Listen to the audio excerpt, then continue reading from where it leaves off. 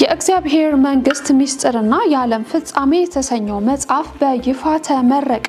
ሚካኤል ኡጋሞ ተጨማሪ መረጃውን ይነግረናል። በ16 ምዕራፎችና በ135 ገጾች የታጀበው የእግዚአብሔር መንግስት ሚስጥርና የዓለም ፍጻሜ የተሰኘው መጽሐፍ በአሳሮቦት ጸጋ መስካሪ ቤተክርስቲያን በታላቅ ድምቀት ተመርቋል። መጽሐፉ ከምድራዊ ሐሳብ ባለፈ ስለ ዘላለማዊ አጀንዳ የሚያትት መሆኑን የመጽሐፉ አዘጋጅ ፓስተር መስፍን መሰለ ተናግረዋል። እግዚአብሔር መንግስት ሚስጥርና የዓለም ፍጻሜ የተሰኘ መጽሐፍ እግዚአብሔር አምላክ የሰጠን ራዕይ አሁን ላሉትና ለቀጣዩ ትውልድ ይሆናል ብዬ ጌታ በሰጠኝ ራዕይ ያዘጋጀሁት በጣም ጠቃሚ መጽሐፍ ነው። መጽሐፉን ለመጻፍ ያነሳሳው ምክንያት እንዲህ ስል ገልጾታል። እንድን መጽሐፍ ለመጻፍ ምክንያት ሆነኝ ብዙ ሰዎች ሲዘምሩ ምድራዊ ነገር ሲሰብኩ ምድራዊ ነገር ሲሰብኩ ለምን ይሰበካል ምድራዊ ነገር ለምን ይዘምራል ምድራዊ ነገር የሚለው ሐሳብ በጣም በውስጥ ቅናት ነበረ። መጽሐፉ መሰረታዊ የክርስትና መሪዎችን ያካተተ ስለ እግዚአብሔር መንግስት ሚስጥርና የዓለም ፍጻሜ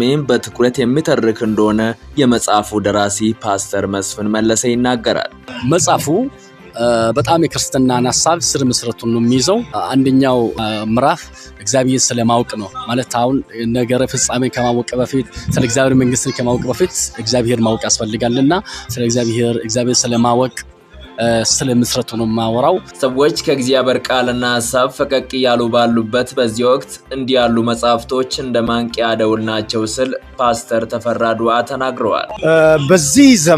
በዚህ ዘመን መጽሐፍቶች ሁሉ ብዙ ቢሆኑም መልእክታቸው የተለያየ ነው። በተለይም የወንድማችን የመስፍን መጽሐፍ በይዘቱም ሆነ በመልእክቱ በጣም ወሳኝ ሰዓት ላይ የተጻፈ የጊዜው መጽሐፍ እንደሆነ በጣም አረጋግጫለሁ።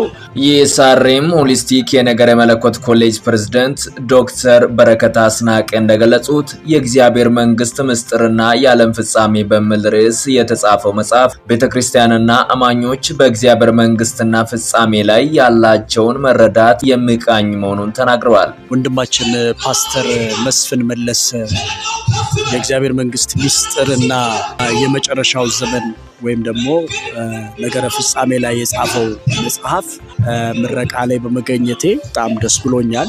ምናልባት መጽሐፉን ለማንበብ እድሉን እንዳገኘ ሰው ከርዕሱ ሲጀምርልህ ርዕሱ ራሱ እጅግ በጣም ያልተደፈረ የማይደፈር ርዕስ ነው። የእግዚአብሔር መንግስት ላይና ስለ ነገረ ፍጻሜ ነው የሚያወራው መጽሐፉ። ርዕሱም እንደዛ ነው። ወደ ውስጥ ስትገባ ደግሞ በጣም የደረጀ ሐሳቦች ያሉበት በተለይም ደግሞ ቤተክርስቲያንና ቅዱሳን ስለ እግዚአብሔር መንግስት ያላቸውን ግንዛቤ እና ስለ ነገረ ፍጻሜ ያላቸውን መረዳት የሚቃኝ የሚያስተካክል የሚያስተምር ድንቅ መጽሐፍ ሆኖ ነው ያገኘው። መጽሐፉ በይፋ እየተመረቀ ይገኛል። በጭብጨባ ጂኤምኤም ቴሌቪዥን ለተጠናቀረው ዘገባ ሚካኤል ኡጋሞ ነኝ ከሐዋሳ።